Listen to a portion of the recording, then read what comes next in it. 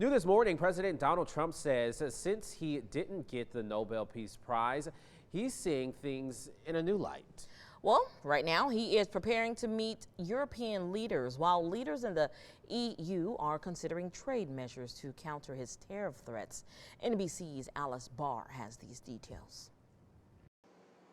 President Trump overnight leaving the National Football Championship in Florida and looking ahead to the World Economic Forum in Davos, Switzerland. It's going to be a very interesting Davos, where he'll come face to face with many of the European leaders antagonized by his intensifying push to take control of Greenland and tariff threats against 8 countries and close allies standing in his way. I don't think they're going to push back too much. Look, we have to have it.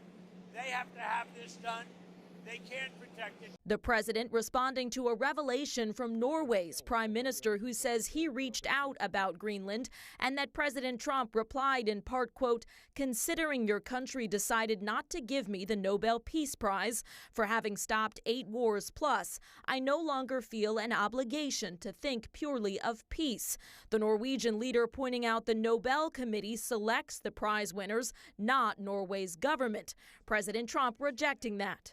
If anybody thinks that Norway doesn't control the Nobel Prize, they're just kidding. While adding that he doesn't care about the prize. That as President Trump declined to answer when NBC News asked if he would take Greenland by force. Close Republican allies downplayed that idea. I don't foresee military intervention in Greenland. It's a small population of people, and I think diplomatic channels is the way to go. And the president maintains the U.S. needs to own Greenland to guard against what he sees as threats from Russia and China to take it over, all amid the growing risk of a fresh trade war with close allies. In Washington, Alice Barr, NBC News. European leaders are holding an emergency summit this week about how to respond to the U.S. tariffs. They're considering what's called the Trade Bazooka.